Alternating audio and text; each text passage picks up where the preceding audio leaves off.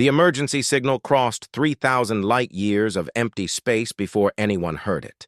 The message was simple and desperate. 40,000 Vela colonists were going to die in 3 days unless someone helped them. Counselor Eula stood before the Galactic Council chambers, her thin blue fingers trembling as she played the recording again. The Vela were a peaceful species. They had been part of the Council for over 2,000 years. They built beautiful gardens and wrote poetry. They had never hurt anyone. "Please!" Eula's voice cracked. "The Brecken swarm has already destroyed 2 of our colonies. Vela Prime is next. We need help now." The council chamber fell silent. 47 species sat in their designated seats, but nobody moved. The Brecken swarm had been a problem for 80 years. They were a hive-mind species that consumed everything in their path, but they stayed on the outer rim of the galaxy, far from the core worlds. The council had always chosen to ignore them. "We will form a committee," announced the High Chancellor, a being that looked like a floating jellyfish. "We will study the best response." "A committee?" Eula's voice rose in panic. "My people will be dead before your committee even meets." Across the galaxy, in a small monitoring station on the edge of human space, a young officer named Yunji Baek noticed something strange. An old emergency relay had activated. It was a relic from when humans first joined the council, placed there to catch any signals that might reach human territory. Yunji opened the file and listened. Her face went pale. She immediately forwarded it to her superior officer and then to Fleet Command. Within 20 minutes, the message reached Admiral Doyen Choi. Doyen was old for a human, nearly 70, but he still stood straight and strong. He had fought in the last war before humanity joined the council. He remembered what it meant to fight for survival. He listened to the Vela distress call 3 times, then called his senior staff. Captain Taiho Kim arrived first. He was younger than the Admiral, only 45, with sharp eyes and a reputation for getting things done. Behind him came Dr. Hannah Park, the fleet's chief scientist. She studied alien species and had a soft spot for the peaceful ones. "How long until the swarm reaches them?" Taiho asked. 72 hours, Doyun replied. "Maybe less." Hannah pulled up star charts. "Vela Prime is 18 days away using standard council jump drives." "We don't use standard drives," Taiho said quietly. Doyun nodded. "No, we don't." He turned to his communication officer. "Send a message to all reserve fleet commanders. Activation code Crimson Dawn. Full battle readiness in 6 hours. The officer's hands shook slightly as he typed. "Sir, that's the sleeping fleet. We haven't activated those ships since we joined the council." "I know exactly what it is," Doyen said. "Do it." When humanity first made contact with the Galactic Council 150 years ago, the aliens had been shocked. Earth was classified as a Class 12 death world, the highest danger rating in Council records. Most species evolved on calm, stable worlds with gentle weather and few predators. Earth was a nightmare planet by their standards. Humans had evolved under crushing gravity. They endured temperature swings that would kill most aliens. They survived diseases, predators, and natural disasters that seemed impossible. When the Council asked humanity to join, they had one requirement: reduce your military. Humanity agreed. They mothballed 200 of their newest warships and promised to use only peaceful exploration vessels. The Council was satisfied. What they didn't know was that humanity kept those warships ready. They just didn't talk about them. Now, across human space, crews rushed to their battle stations. Ships that had been sleeping in hidden docks roared to life. The sleeping fleet was waking up. On the Council homeworld, the emergency session continued. Species after species stood to speak about the Vela situation. They offered sympathy. They promised aid packages. They suggested diplomatic outreach to the Brecken swarm. Nobody offered ships. Nobody offered soldiers. Counselor Eula sat in her chair, tears running down her face. Her people were going to die, and these comfortable core-worlders were going to let it happen. Then the doors burst open. A human woman strode in, wearing a simple gray uniform. Her name was Gina Rowe, and she was humanity's diplomatic attaché. She rarely attended council sessions. Most species had forgotten humans were even members. "Counselors," Gina said, her voice cutting through the chatter. "Humanity has received the Vela distress call." The High Chancellor's tentacles rippled in annoyance. "This is a closed session, human. We are discussing—" "I know what you're discussing," Gina interrupted. "You're discussing how to do nothing while people die. Let me save you some time. Humanity will respond to the distress call." The chamber erupted. Species jumped to their feet, shouting in a dozen languages. "Impossible!" someone yelled. "You can't reach them in time." "You don't have military vessels!" another cried. Gina smiled. It was not a friendly expression. "We will reach Vela Prime in 32 hours.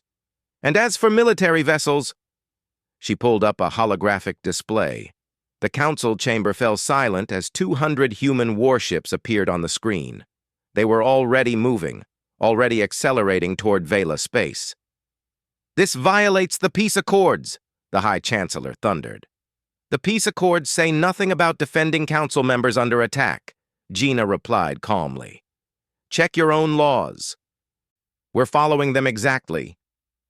Counselor Eula stood slowly, her eyes wide. You're really coming?" Gina turned to her. "Captain Taiho Kim commands the lead battle group. He specializes in evacuation under hostile conditions. Commander Jinwoo Lee is bringing the Marine divisions. They're very good at what they do." "But why?" Eula whispered. "We've never even met before. Why would humans risk their lives for us?" Gina's expression softened. "Because you asked for help. That's enough." In the human flagship Defiant Strike, Captain Taiho stood on the bridge watching the stars blur past. His ship was using combat jumps, a dangerous faster-than-light method that most species considered insane. Human ships could handle it. Human crews could handle it. 31 hours to Vela Prime," his navigator announced. Taiho nodded. His tactical officer, Lieutenant Nari Song, pulled up everything they knew about the Brecken Swarm. It wasn't much. The swarm consumed planets and enslaved survivors. They had never been defeated. "We're going to be outnumbered," Nari said quietly. "We usually are," Taiho replied. Down in the medical bay, Miso Kong checked her supplies. She was a combat medic, trained to treat wounds under fire. She'd done 3 tours in the border skirmishes before the council. She knew what was coming. In the Marine quarters, Commander Jinwoo Lee briefed his troops. They were checking their armor and weapons with practiced efficiency. Most of them were young, but they were ready. Humans were always ready. Admiral Doyen watched from his command ship as the fleet raced toward Vela Prime. He thought about the council and their committees. He thought about Counselor Eula's desperate tears. He thought about 40,000 people who were about to die if nobody helped them. "The galaxies had peace for 3,000 years, his second-in-command said quietly. "They've forgotten what war looks like." Doyun nodded. "They're about to remember, and they're going to learn something else, too." "What's that, sir?" "That humans never forgot." The fleet plunged deeper into faster-than-light space, racing toward a battle that would change the galaxy forever. Behind them, the council argued about protocols and procedures. Ahead of them, the Brecken swarm closed in on Vela Prime, expecting easy prey. They were all about to learn what happened when you threatened the innocent while humans were watching. The SOS had awakened the Deathworld fleet, and the galaxy wasn't prepared for what came next. The human fleet dropped out of faster-than-light travel at the edge of the Vela system. Alarms immediately started blaring. "Contact!" Lieutenant Nari Song called out from her tactical station. 6 Brecken scout vessels heading straight for us. Captain Taiho leaned forward in his command chair. Show me. The view screen filled with images of the enemy ships. They looked organic, like giant insects made of metal and flesh. Each one was twice the size of a human destroyer. They moved in perfect unison, a sign of the hive mind controlling them. They're scanning us, Nari reported. Wait, they're accelerating. Attack formation. How long until they're in weapons range? Taiho asked. 90 seconds. Taiho pressed a button on his chair. All ships, battle formation Delta 7. Point defense systems online. Do not fire until they do. Dr. Hannah Park stood in the science station, her fingers flying over the controls. She was recording everything. This was humanity's first real contact with the Brecken swarm. Every piece of data mattered. The Brecken scout ships opened fire first. Plasma bolts that could melt through standard Council ship armor shot toward the human fleet. Brace for impact, Nari said. The plasma hit the lead human destroyer. The ship shook. Alarms blared. But when the glow faded, the ship was still there. Scorched, but intact. Damage report, Taiho ordered. Hull armor at 78%, shields holding, no critical systems damaged. Taiho allowed himself a small smile. Human ships were built different. Earth's crushing gravity meant everything humans made had to be stronger, denser, tougher. What other species considered heavy armor, humans called standard plating. Return fire, target their weapon systems. The human fleet responded. Railguns accelerated metal slugs to incredible speeds. Missiles streaked through space. The Brecken scouts never expected prey to shoot back with such force. 3 of them exploded immediately. The other 3 tried to retreat. Don't let them report back, Taiho ordered. Take them down. Human fighter craft launched from the carriers. Young pilots like Ensign Ki-Hyun Hwang strapped themselves into cockpits designed to handle extreme maneuvers. The fighters shot forward faster than the Brecken scouts could process. Ki-Hyun pulled his fighter into a turn that would have crushed most alien pilots. The G-forces pressed him back into his seat, but his body handled it. Humans evolved under Earth's gravity. This was nothing. His targeting computer locked on. He fired. The last Brecken scout exploded. All enemy vessels destroyed, Nari reported. No survivors. Good, Taiho said. Now they can't warn the main fleet. How long until we reach Vela Prime? 4 hours at current speed. Taiho opened a channel to Admiral Doyen. Sir, we've cleared the scouts. Moving to the planet now. Understood, Captain. Doyen's voice crackled back. Commander Jinwoo is ready with the Marine divisions. Get those civilians to safety. Down in the troop transport, Commander Jinwoo Lee stood before 2,000 Marines. They were checking their armor one last time. Human combat armor was thick and heavy, designed to protect against everything from bullets to alien claws. It made humans look even bigger and more dangerous than they already were. Listen up, Jinwoo's voice boomed. We have one job. Evacuate 40,000 Vela civilians before the main Brecken fleet arrives. The Vela are peaceful. They're scared. Some of them might panic when they see us. A young Marine raised her hand. Why would they panic, sir? We're here to help. Jinwoo pulled up an image on the display. It showed a human in full combat armor next to a Vela civilian. The Vela came up to the human's chest. They were thin and fragile-looking, with large eyes and delicate fingers. Because to them, we look like monsters, Jinwoo said quietly. We're twice their size. We wear armor that looks like war machines. We carry weapons that could tear them apart.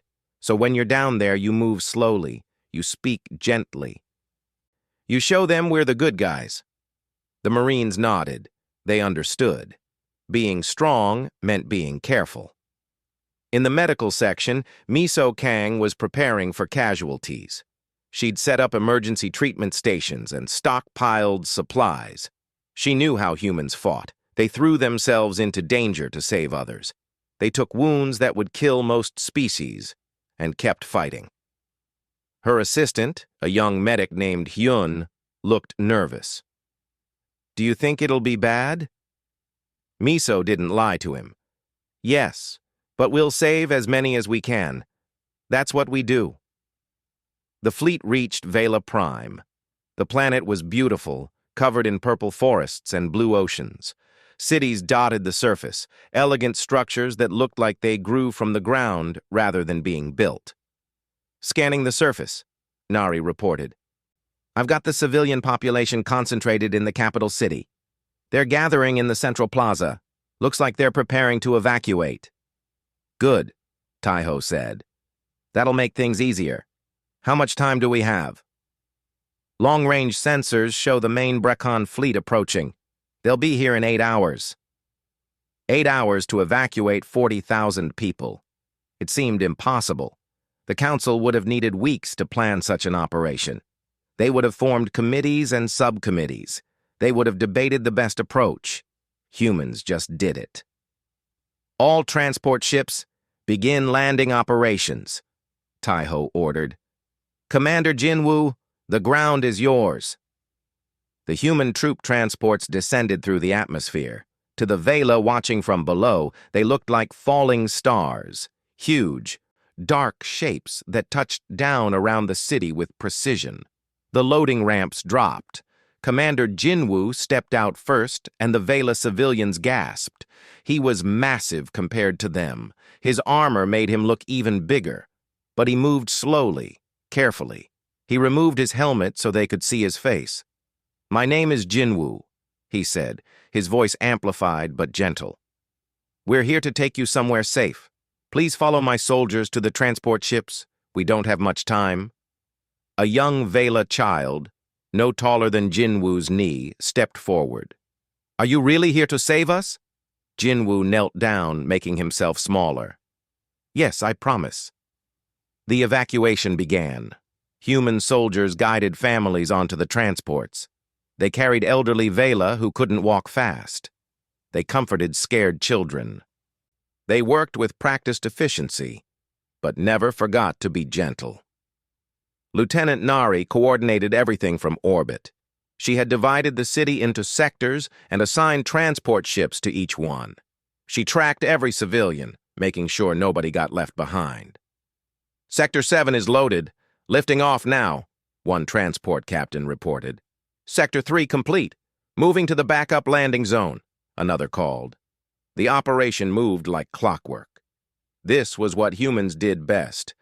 When lives were on the line, they didn't hesitate. They didn't debate. They acted. Dr. Hana helped too.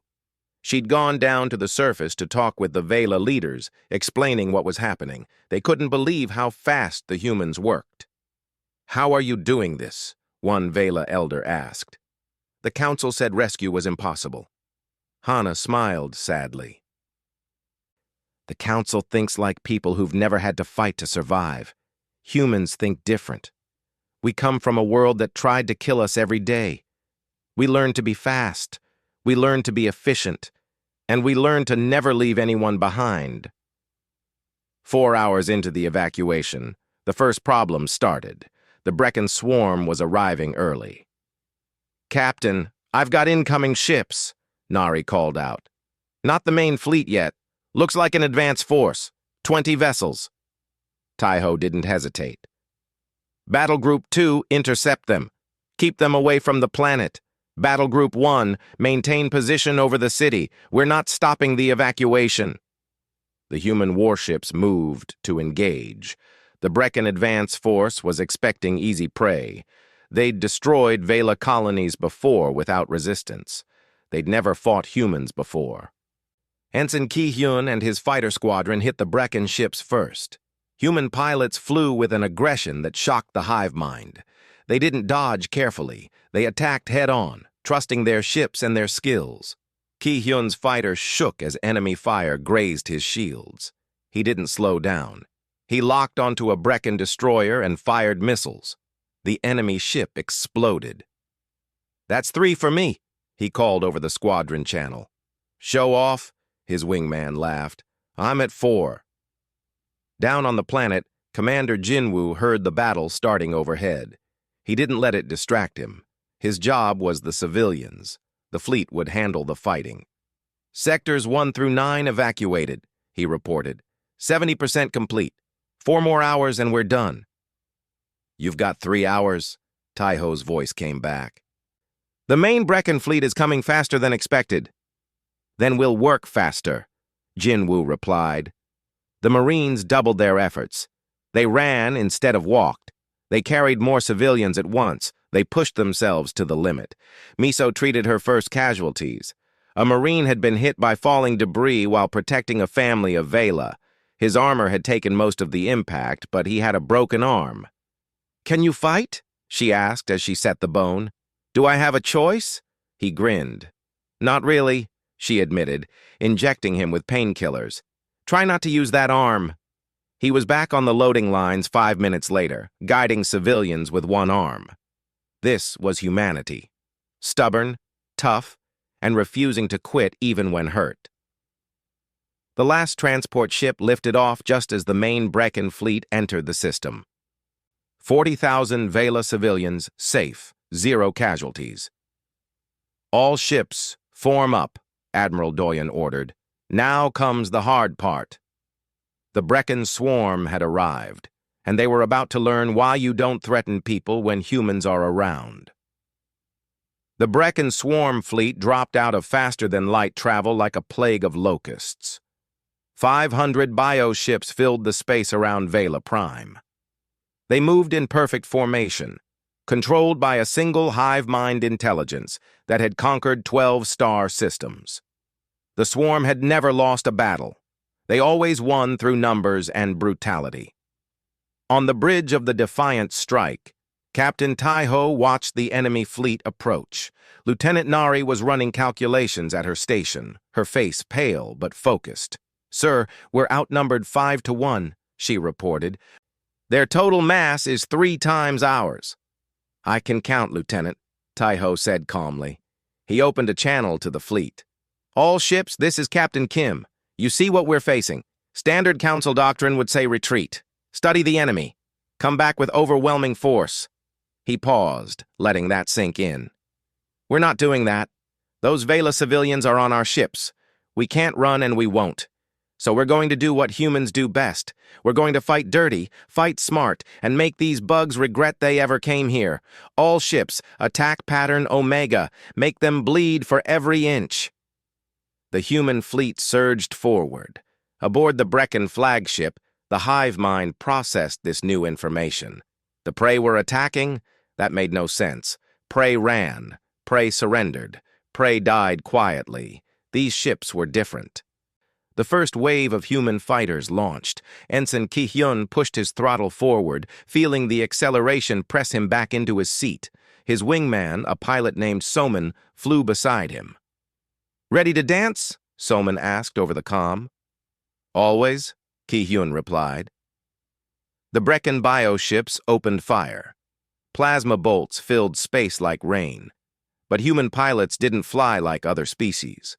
They didn't take careful, predictable paths. They jinked and rolled, pulling maneuvers that would kill most galactic pilots. Ki-hyun's fighter computer screamed warnings as he pulled a 9G turn. His vision narrowed at the edges. His breathing became labored. But he held it. Humans could handle forces that would turn most aliens into paste. He came out of the turn behind a Brecken cruiser and fired. His missiles punched through the bioship's hull. It started venting atmosphere and spinning out of control. "Scratch one," he called out. Across the battlefield, the same scene repeated 100 times. Human pilots were faster, more aggressive, more willing to push their machines and themselves to the limit. But there were so many Brecken ships. "We can't stop them all," Nari said quietly, watching the tactical display. "They're going to break through to the transports." "Then we go to Plan B," Taiho said. He opened a new channel.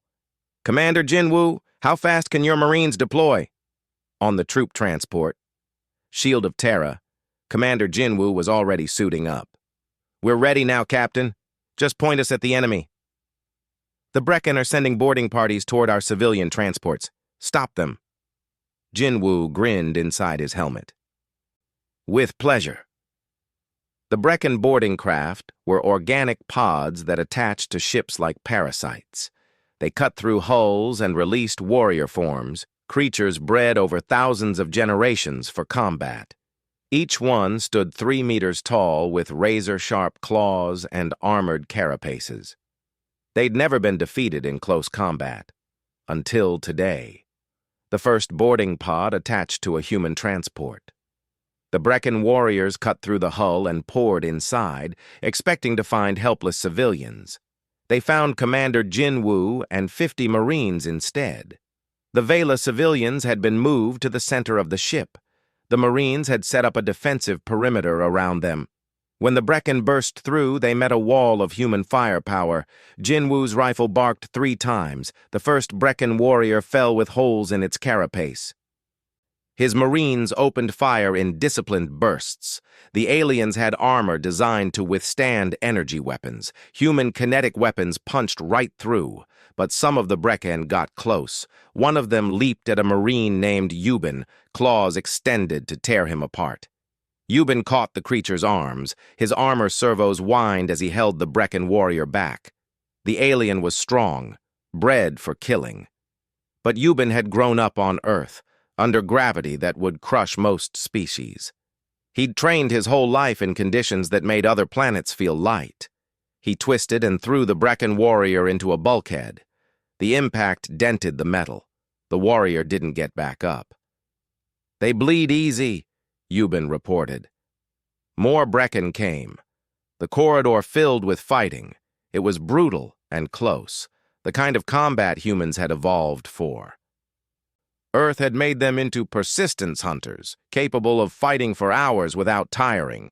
The Brecken warriors were designed for combat, but they'd never fought a species that was designed by a death world. One Marine, a woman named Che-Yung, had her rifle knocked away. A Brecken warrior lunged at her with claws extended. She dropped low, grabbed the creature's leg, and used its own momentum to flip it over. As it hit the ground, she drove her combat knife through its eye. "Knife kill!" someone called out. The Marines were actually enjoying this. Across the fleet, similar battles raged. Every boarding attempt met the same result. The Brecken would breach a ship and find humans waiting. The warriors would expect easy prey. They'd find predators instead. In the medical bay of the Defiant Strike, Miso Kang worked frantically. The wounded were starting to come in. A pilot with burns from a cockpit fire, a Marine with claw wounds across his chest, a gunner with a broken leg from a hard impact. "This one's bleeding out," her assistant Hyun called. Miso ran over. The Marine had taken a hit that punched through his armor. She could see the damage was bad. Most species would be dead already. "Stay with me," she ordered, working quickly. Human medicine was aggressive because it had to be. Earth diseases were vicious. Earth injuries were severe. Human doctors learned to save people who by all rights should be dead. She stabilized him in 8 minutes. He'd live. He might even fight again. "You're done for today," she told him. "Like hell I am," he muttered, trying to sit up. She pushed him back down. "You lost 2 liters of blood. You're done." He finally laid back. "Fine, but next time, don't get stabbed," she finished. Back in space, the battle was intensifying.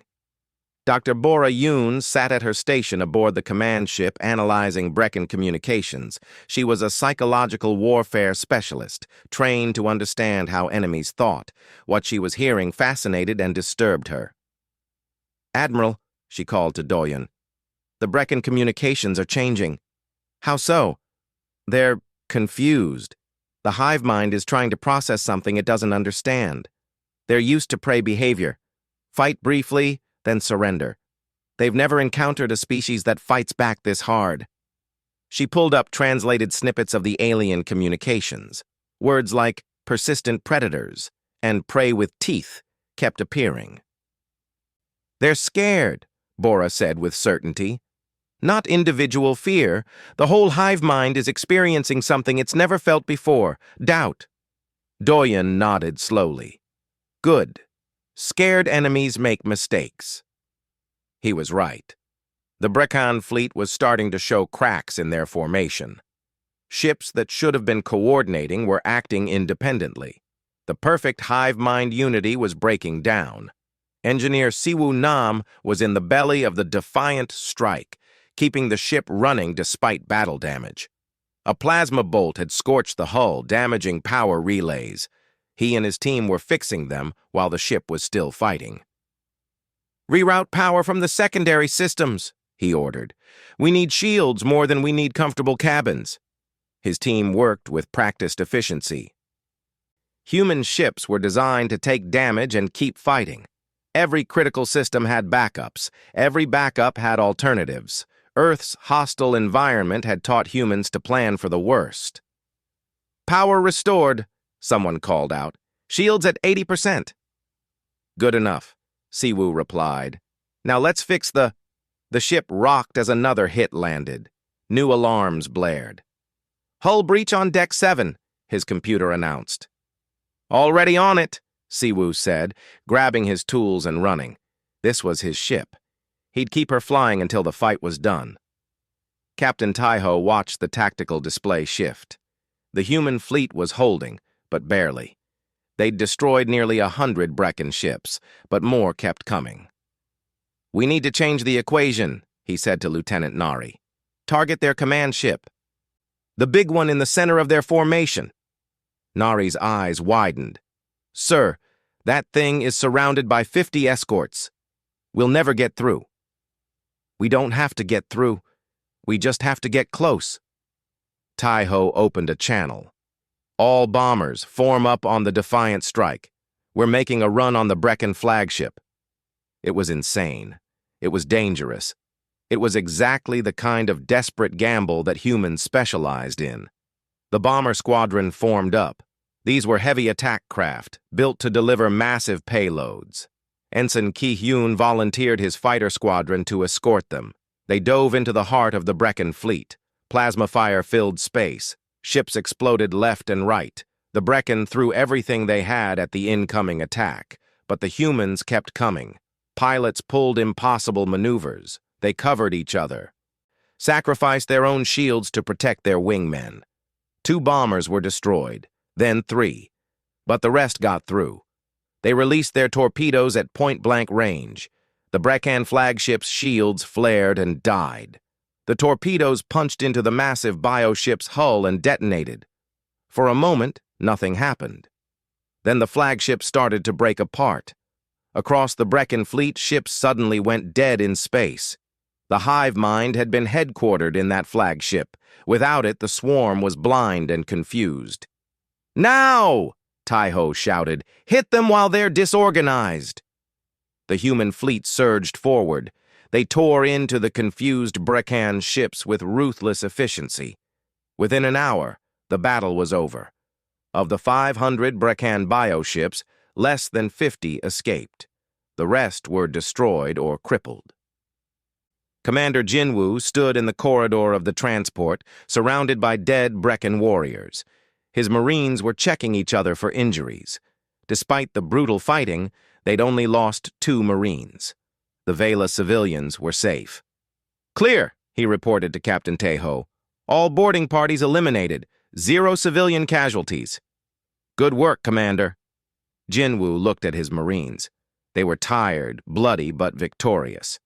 "Not bad for a day's work," he said. They grinned back at him. In the medical bay, Miso finally had time to breathe. She'd treated 63 wounded and saved every single one. Her hands were shaking from exhaustion, but she allowed herself a small smile. Humans were tough. Sometimes they just needed a little help to remember that. Admiral Doyen stood on his bridge, looking at the battlefield. The Brecon swarm had terrorized the Outer Rim for 80 years. They'd seemed unstoppable.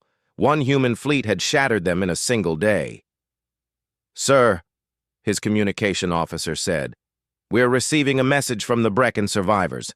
They're retreating." "Let them go," Doyen said. "But track where they run to. This isn't over yet." The Galactic Council emergency chamber was in chaos.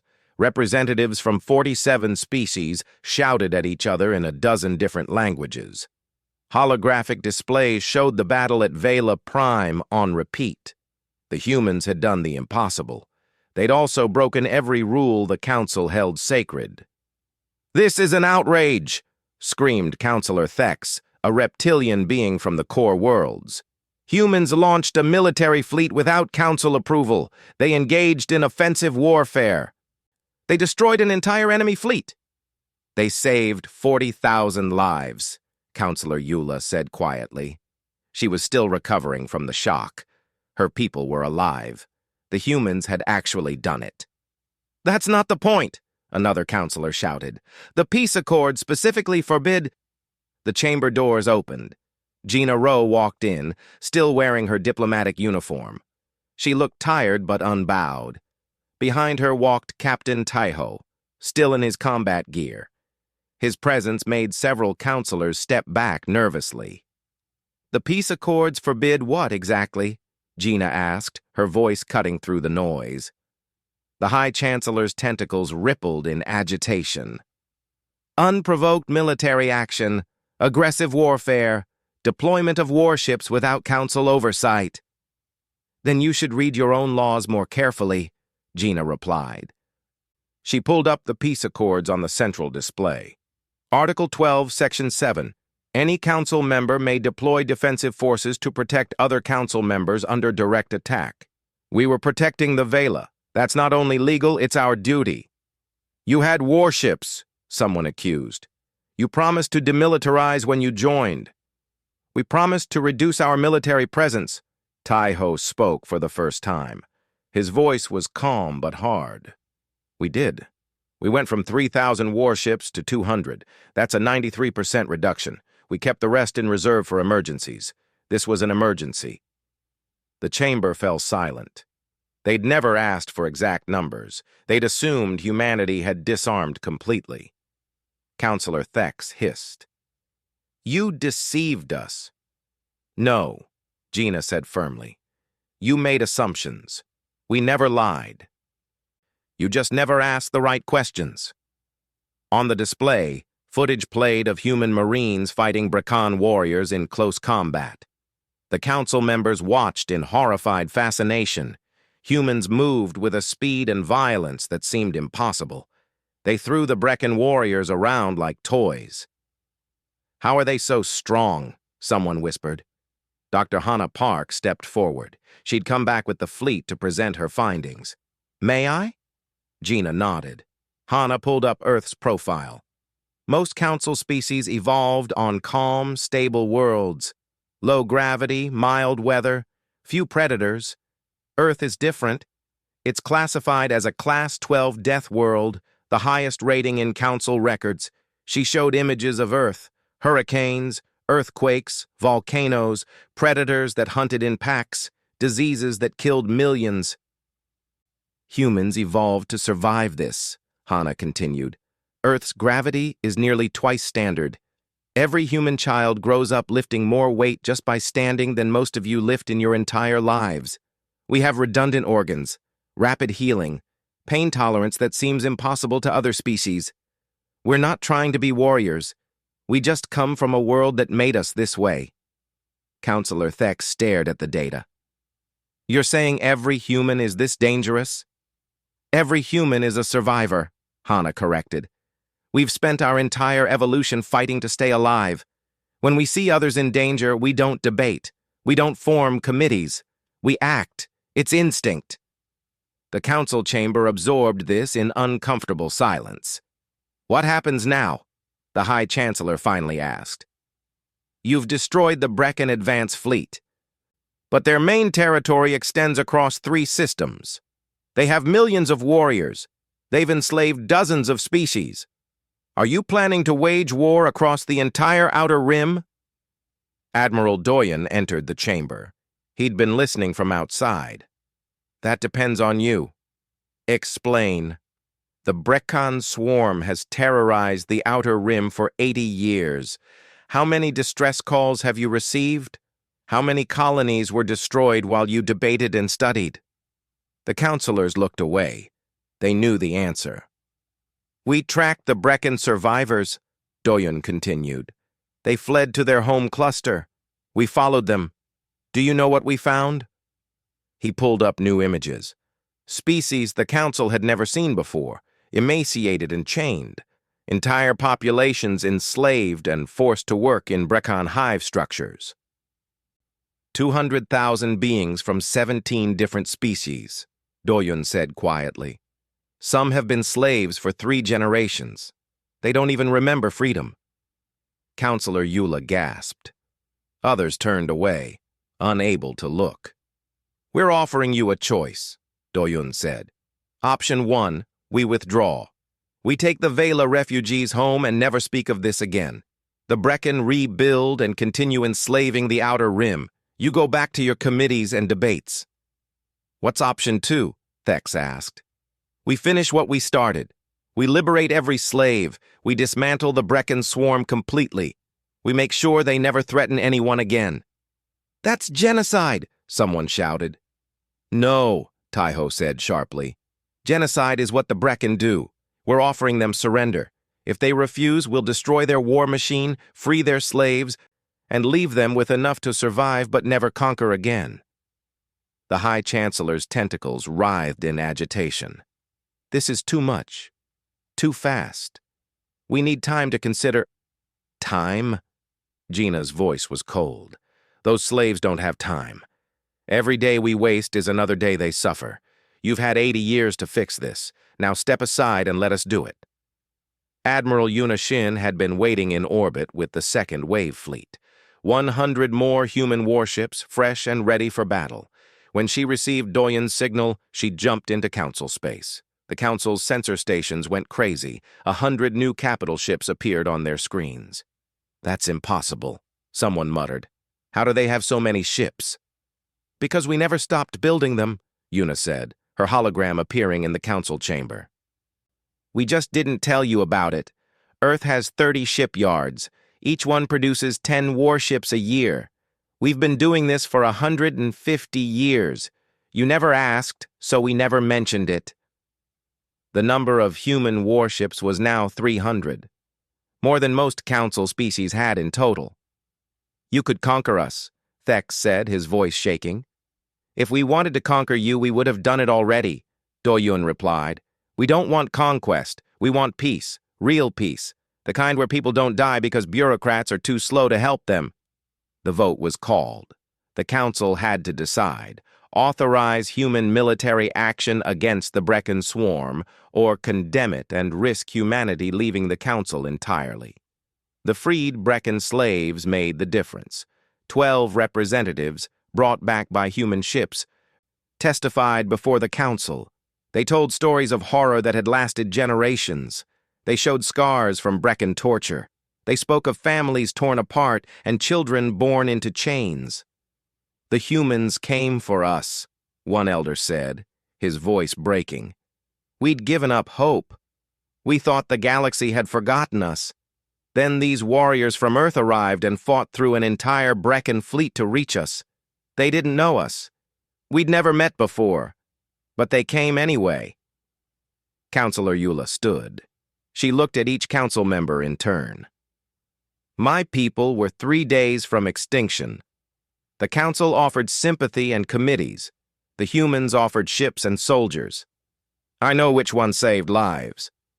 The vote was close. 24 in favor, 23 against. "The motion passes," the High Chancellor announced, his voice heavy. "Humanity is authorized to engage the Brecken swarm. May whatever gods you believe in have mercy on us all." The human fleet didn't waste time. Admiral Doyon split his forces into 3 battle groups. Each one targeted a Brecken-controlled system. Captain Taiho led the assault on the primary hive cluster. The Brecken had fortified it with orbital defense platforms and automated weapons. They'd prepared for invasion for decades. They hadn't prepared for humans. The human fleet came in hot, using those dangerous combat jumps that made Council navigators nauseous just thinking about them. They materialized inside the Brecken defensive perimeter, too close for the automated systems to track effectively. "All ships, Weapons free, Taiho ordered. Target the defense platforms first. Marines, prepare for orbital drop. Commander Jinwoo and his expanded division of 10,000 Marines loaded into drop pods. These were armored shells that would carry them from orbit directly to the surface. Most species considered them death traps. The G-forces during atmospheric entry could kill. Humans called them express elevators. Ready? Jinwoo asked his troops. 10,000 voices answered in unison. Ready? The pods launched.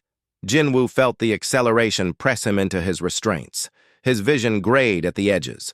The pod shook violently as it hit atmosphere. Fire surrounded him as friction heated the pod's exterior, then impact. The pod hit the ground and the doors blew off. Jinwoo rolled out, rifle ready. He was in the middle of a Brakan slave camp. Thousands of beings from a dozen species were chained and working. Brakan guards turned toward the falling pods in confusion. They died confused. The human Marines spread out with brutal efficiency. They'd practiced this 1,000 times. Free the slaves, eliminate the guards, secure the area, move to the next camp. A young slave, barely more than a child, stared at Jinwoo in shock. Are you real? Jinwoo broke the chains with his armored hands. We're real, and you're free. Stay close to us. We'll protect you. Across 3 systems, the same scene played out. Human forces struck fast and hard. The Brakan fought back with everything they had. They sent wave after wave of warriors. They used bioweapons designed to kill most carbon-based life. They learned that humans didn't die easy. Miso Kang set up field hospitals on each liberated world. The freed slaves were in terrible condition. Malnutrition, disease, injuries from years of abuse. She and her medical teams worked around the clock. This one's not going to make it, Hyun said quietly, looking at a patient's readings. Miso came over and checked herself. The patient was barely breathing, their organs failing. Most doctors would give up. Start a transfusion, Miso ordered. Synthetic blood type universal. Push antibiotics and start the regeneration protocol. But do it. 6 hours later, the patient opened their eyes. They would live. How did you know? Hyun asked. Miso smiled tiredly. Because humans don't give up, and we don't let others give up either. The battle for the Brakan home cluster lasted 2 weeks. The hive mind fought desperately. But they'd never faced an enemy like this before. An enemy that fought harder when things got difficult. An enemy that refused to quit. Admiral Doyon stood on his bridge and watched the final Brakan command ship surrender. It's over.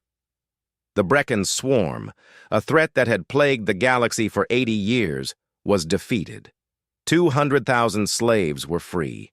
The outer rim was safe, and the galaxy had learned a truth they couldn't ignore. When the monsters come, you want the humans on your side. 3 weeks after the Brakan War ended, the Galactic Council met for its most important session in 1,000 years. The chamber was packed. Every council member was present. The gallery was filled with observers from across the galaxy. Representatives from the freed slave species stood in a special section. They wore simple clothes provided by human relief ships. Many still looked thin and weak, but their eyes held something they hadn't had in generations. Hope. Admiral Doyon walked to the center of the chamber. He was surrounded by hostile stares from half the counselors. The other half looked at him with respect or fear. He didn't care about either. The council requested my presence, he said simply. I'm here. The High Chancellor spoke first. Admiral Doyon Choi, you led an unauthorized military campaign that destroyed an entire species' war capacity. You violated council protocols regarding military engagement. You acted without waiting for proper approval. The council must address these violations. We saved 200,000 lives, Doyon replied. Respectfully, I don't consider that a violation of anything important. Councillor Thex stood, his scales rustling with anger. You don't get to decide what's important. The The Council decides. We've maintained peace for 3,000 years through careful diplomacy and while you were maintaining your peace, Doyen interrupted, people were dying. The Brecken enslaved entire worlds while you debated. How many distress calls did this council ignore? How many colonies fell while you formed committees? He pulled up records on the central display. 83 distress calls over 80 years. All from the outer rim.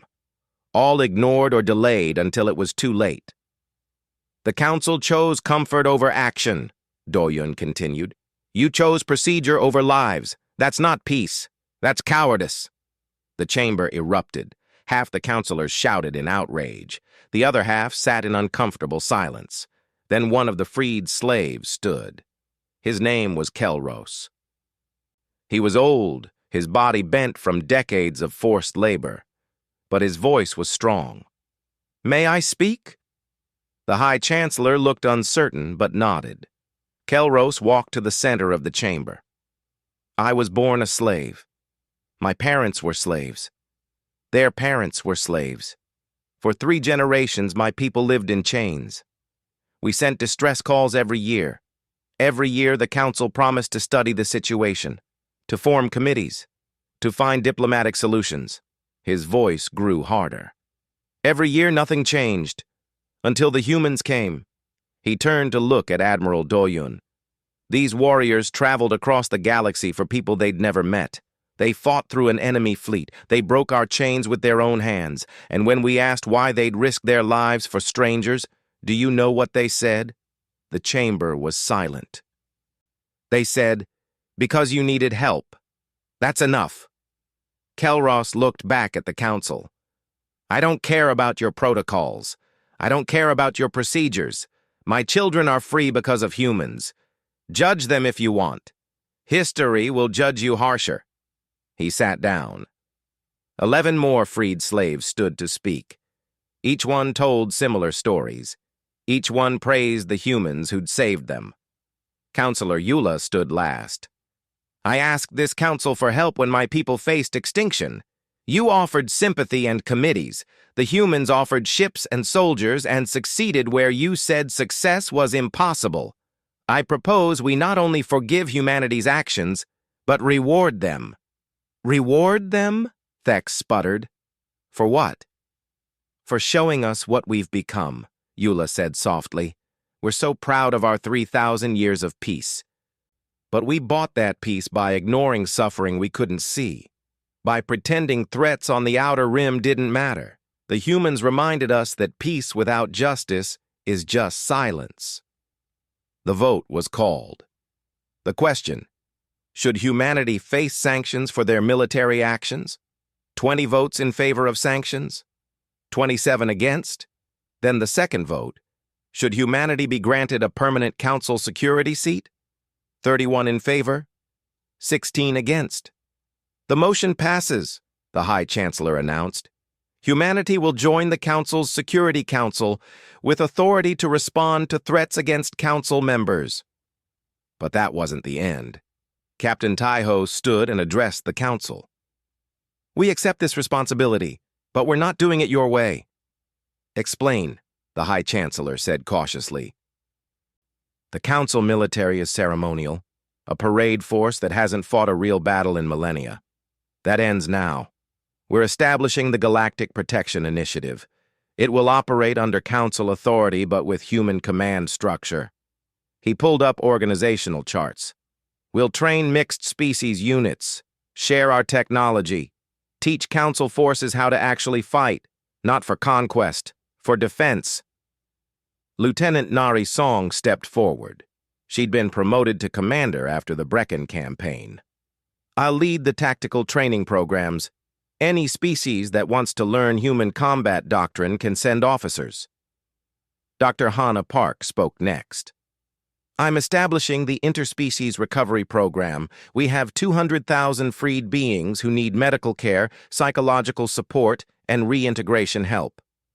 We'll work with Council Medical Services, but humans will lead the effort. The proposals kept coming. Infrastructure rebuilding programs for the freed worlds, trade agreements to help them recover economically, educational exchanges to spread knowledge. Counselor Thex watched all this with suspicion. "You're taking over." "No," Admiral Doyen said firmly. "We're fixing what's broken. You can help or stay out of the way. But we're not asking permission anymore. We joined this council thinking it stood for something, for protecting the weak, for standing against tyranny. We were wrong. It stands for comfort and safety for the core worlds. That changes now." "And if we refuse?" Doyen met his eyes. "Then we leave the council and protect the outer rim ourselves. Your choice." The threat was clear. The council needed humanity more than humanity needed the council. 6 months later, the changes were visible across the galaxy. The first mixed species combat unit graduated from training. 20 humans, 30 from various council species, all wearing matching uniforms. Commander Nari stood before them with pride. "You came here as individuals," she told them. "You leave as a team. You've learned to trust each other, to fight together, to protect those who can't protect themselves. Now go make your species proud." The new soldiers marched out with confidence they'd never had before. On the freed world of Kelran, Dr. Hana watched as a new hospital opened. It was built using human medical technology, but staffed by doctors from 12 different species. The freed slaves were finally getting the care they needed. Miso Kong walked through the wards, checking on patients. Many of them still had nightmares. The trauma of enslavement didn't heal quickly, but they were healing. A child approached her nervously. "Are the humans leaving?" Miso knelt down. "Some of us are, but others are staying to help, and we'll always come back if you need us. That's a promise." The child hugged her. Miso hugged back, blinking away tears. Back in human space, Admiral Yuna oversaw the construction of new ships, not warships this time. Relief vessels, hospital ships, transport carriers designed to evacuate civilians. "We're preparing for the next emergency," she explained to a council observer, "because there will be one. There always is." "Aren't you tired of fighting?" the observer asked. Yuna smiled. "We're not fighting. We're protecting." "There's a difference." In the council chambers, Gina Rowe worked with reformers from across the galaxy, species that had been inspired by humanity's actions. Together, they drafted new protocols for emergency response, new rules that prioritized lives over procedure. It was slow work. The council resisted change. But Gina was patient. Humans had learned patience over millions of years of evolution. Then, 8 months after the Brecken War, a new distress call arrived. A small research station on the far galactic arm was under attack by unknown raiders. 30 scientists trapped. Request for immediate assistance.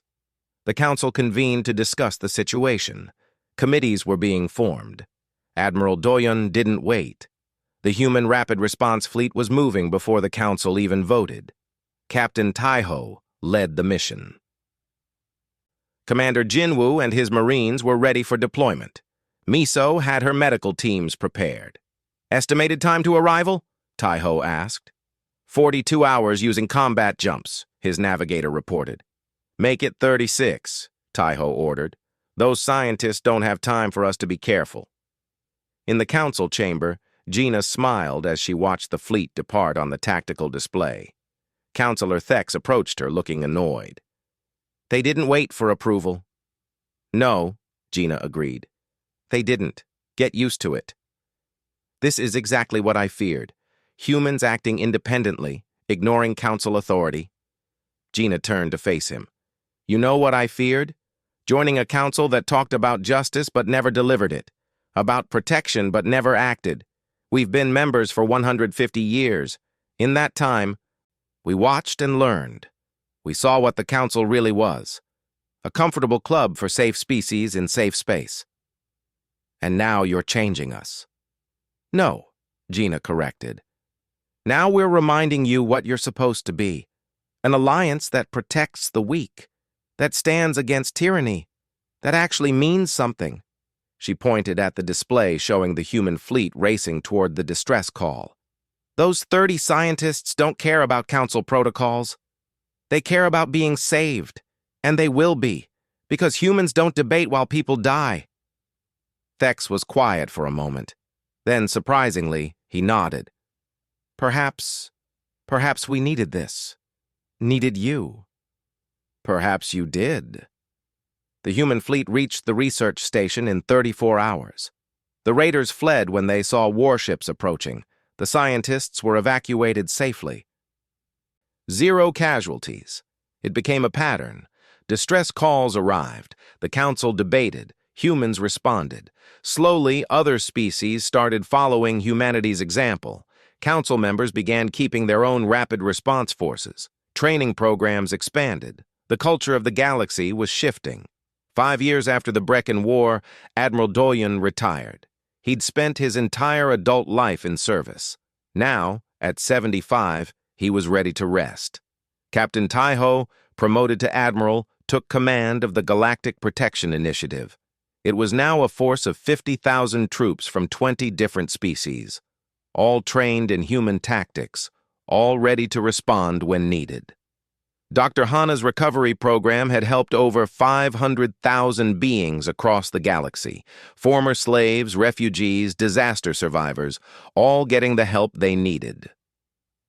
Lieutenant Nari, now a full commander, trained the next generation of mixed-species officers. The galaxy was learning to fight not for conquest, but for protection. And across the outer rim, species that had once lived in fear now lived in peace. Because they knew if the monsters came, help would arrive. Doyen sat in his home on Earth, looking up at the stars. An old Marine approached him. It was Kelros, the freed slave who'd spoken at the council. He'd chosen to settle on Earth after his recovery. "Do you regret it?" Kelros asked. "Dragging humanity into all these conflicts?" Doyen thought about the question, about the battles fought, the lives lost, the risks taken. "No," he said finally. "Humanity evolved on a world that tried to kill us every day.